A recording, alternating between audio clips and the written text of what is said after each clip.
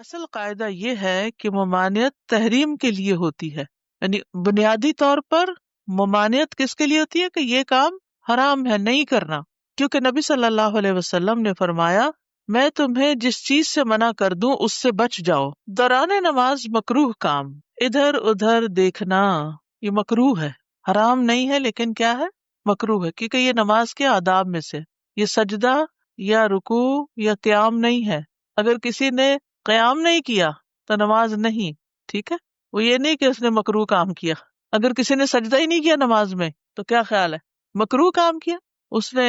ایک فرض چیز چھوڑ دی۔ حضرت عائشہ سے مروی ہے، کہتی ہیں میں نے رسول اللہ صلی اللہ علیہ وسلم سے نماز میں ادھر ادھر دیکھنے کے بارے میں پوچھا، آپ نے فرمایا یہ ایک جھپٹا مارنا ہے جو شیطان بندے کی نماز سے جھپٹا مارتا ہے، یعنی اچھے بھلے کھڑے ہیں نیچے دیکھتے ہوئے، ایک دم کوئی خیال آتا ہے تو منہ اوپر ہو جاتا ہے اور کہیں نہ کہیں دیکھ بیٹھتے ہیں، تو یہ شیطان نے آ کے اکسایا اور ادھر پھیر دیا۔ آنکھیں بند کر کے نماز پڑھنا، نماز کا ادب کیا ہے، آنکھیں کھلی ہوں، لیکن ہم بعض اوقات کیا کرتے ہیں، آنکھیں بند کر لیتے ہیں، کبھی کیا آپ نے، اکثر ہو جاتا ہے۔ صحیح بات یہ ہے کہ آنکھیں بند کر کے نماز پڑھنا مکروہ ہے۔ پھر دیکھیے ہماری نمازیں کیا ہیں، کتنی پسندیدہ نمازیں ہوگی، نماز میں دیکھ رہے ہیں ادھر ادھر یا سجدے کی جگہ پہ نہیں دیکھ رہے اور آنکھیں بھی بند کی ہوئی ہیں، تو وہ اپنی مرضی کی نماز پڑھ رہے ہیں نا پھر ہم، کیونکہ یہ مجوسیوں کے عمل کے مشابہ ہے کہ جب وہ آگ کی عبادت کرتے تو اپنی آنکھیں بند کر لیتے، ہو سکتا ہے دھوئیں کی وجہ سے کر لیتے ہوں گے یا چمک زیادہ کی وجہ سے۔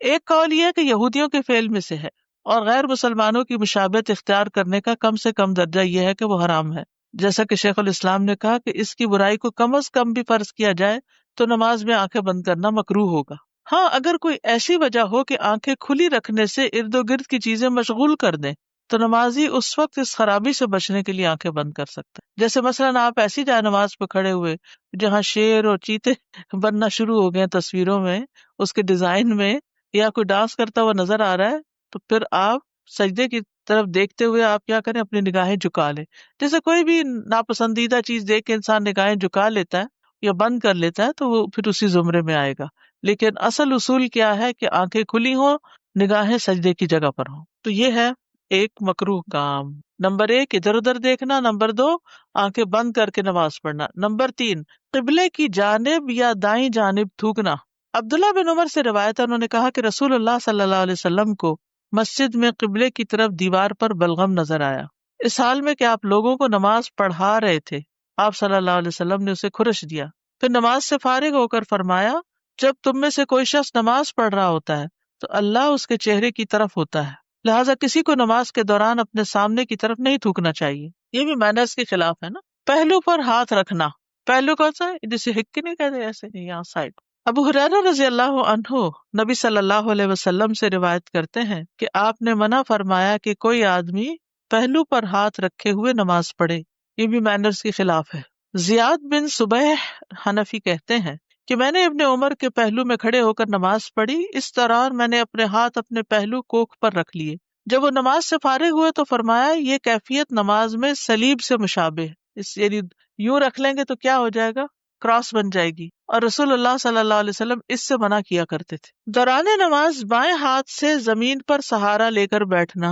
یعنی اتحیات پڑھ رہے ہیں اور ہاتھ گھٹنوں پہ رکھنے کی بجائے، ران پہ رکھنے کی بجائے آپ نے کہاں رکھا ہوا ہے، زمین پہ رکھ کے ٹیکا ہوا اور اس پہ بیٹھے ہوئے ہیں۔ ابن عمر رضی اللہ عنہ نے ایک شخص کو دیکھا کہ وہ نماز میں بیٹھے ہوئے اپنے بائیں ہاتھ کا سہارا لیے ہوئے تھا، یعنی زمین پہ ہاتھ رکھے ہوئے تھا۔ ہارون بن زید نے کہا وہ اپنی بائیں جانب پر گرا ہوا تھا، یعنی بالکل ادھر، تو یہ بھی ادب کے خلاف ہو گیا، آپ سیدھے اسٹریٹ بیٹھے۔ تو ابن عمر نے اس سے کہا ایسے مت بیٹھو، اس طرح وہ لوگ بیٹھتے ہیں جنہیں عذاب دیا جائے گا، یہ بیٹھنا ناپسندیدہ ہے۔ ہاتھ کی انگلیوں میں تشبیک کرنا، یہ ہے تشبیک، انگلیوں میں ڈال دینا۔ ابن عمر نے اس شخص کے بارے میں جو نماز میں انگلیاں ڈال کر تشبیک کرے یہ کہا کہ یہ ان لوگوں کی نماز ہے جن پہ غضب کیا گیا، یعنی بعض لوگ ہاتھ پہ ہاتھ رکھنے کی بجائے کیا کرتے ہیں، انگلیوں میں انگلیاں ڈال کے یوں نماز پڑھ رہے، کھانے کی موجودگی میں نماز پڑھ۔ اسی طرح زمین سے کپڑا نہیں اٹھائے گا یہاں تک کہ وہ سجدہ کرے،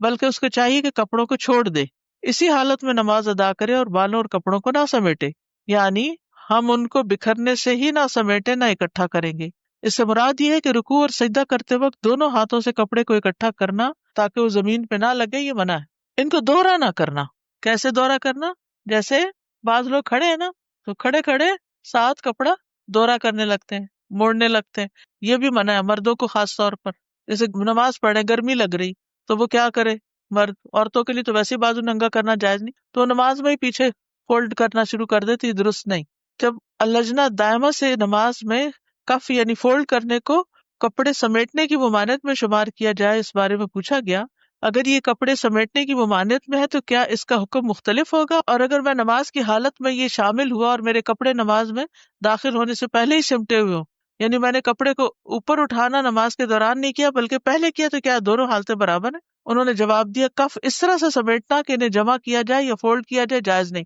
یعنی فولڈڈ بازوں سے نماز نہ پڑھے اس وجہ سے کہ سجدہ کرتے وقت زمین پہ نہ لگے. یہ نماز کے دوران بھی منع ہے اور نہ ہی یہ نماز سے پہلے جائز ہے کہ فولڈ کر کے نماز میں شریک کو لگنے دیں کپڑے کو نیچے، یعنی فولڈ کر کے پھر نماز شروع کرے کہ نیچے نہ لگ جائے، تو یہ درست نہیں. بالوں اور کپڑوں کو دوہرا کرنے کی کراہت. زکریا انصاری نے کہا کہ نمازی کے لیے بالوں اور کپڑوں کو سجدے میں جمع کرنا مکروہ ہے، سجدے کے علاوہ بھی بلا وجہ جمع کرنا بھی درست نہیں. اسی میں یہ چیز داخل ہے کہ وہ اپنے کپڑے کو پنڈلیوں سے اٹھائے یا اپنے کف دورے کرے. اس نہیں کی حکمت یہ ہے کہ کپڑے اور بال بھی اس کے ساتھ سجدہ کرے. یعنی مردوں کے لیے نا ٹخنے ننگے ہو، اب اگر کسی کا پینٹ ڈھیلا ہے تو وہ نیچے ہو گیا، پھر بار بار وہ اونچا کر رہا ہے، پھر وہ نیچے ہو رہا ہے، پھر اونچا کر رہا ہے، تو اس طرح کے ایکشن جو ہے نماز کے دوران مناسب نہیں، ادب کے خلاف ہے. زرکشری نے کہا کہ بالوں کو سمیٹنے کی ممانعت کو مردوں کے ساتھ خاص کرنا چاہیے. جہاں تک عورت کا معاملہ ہے تو اس کو مینڈیاں کھولنے میں مشقت ہے اور یہ حسن کو اختیار کرنے کی حالت کے مخالف ہے. یعنی اگر چٹیا کی ہوئی ہے یا مینڈیاں تو وہ نہیں کھولنی ہے اس کو،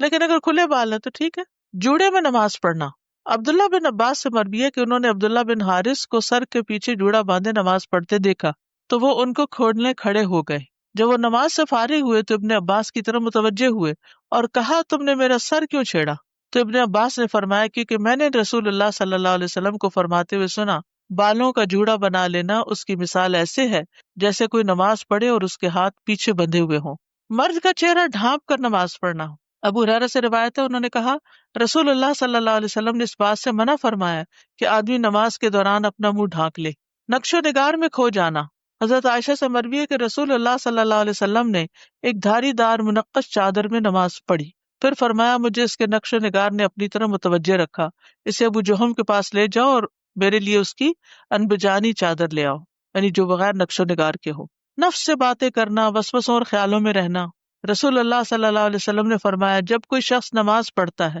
در حقیقت وہ اپنے رب تبارک و تعالیٰ سے مناجات کرتا ہے، چنانچہ اسے معلوم ہونا چاہیے کہ وہ اپنے رب سے کیا مناجات کر کیا بات کہہ رہا ہے، یہ پتا ہونا چاہیے کہ کیا بول رہے ہو. بلا ضرورت حرکت کرنا. شیخ ابن عثیمین کہتے ہیں کہ نماز میں بلا ضرورت حرکت کرنا ناپسندیدہ کام ہے. جو اپنی گھڑی، قلم، رومال، ناک، داڑھی کے ساتھ کھیل رہا ہو یا اس طرح کا کوئی اور عمل کر رہا ہو، یہ سب کام مکروہ قسم کی حرکت میں سے ہیں. ٹھیک ہے، اگر یہ کام بہت زیادہ اور مسلسل ہو تو یہ حرکت حرام ہوگی اور نماز کو باطل کر دے گی. اگر تم میں سے کسی پر شیطان غالب آ ہی جائے تو صرف ایک مرتبہ کر لے، یعنی وہ حرکت جو نماز باطل کر دیتی ہے اس سے اتنا زیادہ اجتناب کرنا چاہیے، کیونکہ جتنی زیادہ ساکت، ساکن، سکون اور خشوع والی نماز پڑھیں گے اتنا اس کا اجر و ثواب بڑھتا چلا جائے گا. معقیب رضی اللہ عنہ کہتے ہیں میں نے نماز میں کنکری ہٹانے کے سلسلے میں رسول اللہ صلی اللہ علیہ وسلم سے پوچھا، آپ نے فرمایا اگر ہٹائے بغیر کوئی چارہ نہ ہو تو ایک بار ہٹا لو، یعنی اسے کھیلو نہیں، لیکن کئی دفعہ ایسا ہوتا ہے نا کوئی چیز آگے ایک دم آ کے گر جاتی ہے، اب اس کو ہٹانے کی ضرورت ہے تو ایک ہاتھ سے ہٹا دے بس.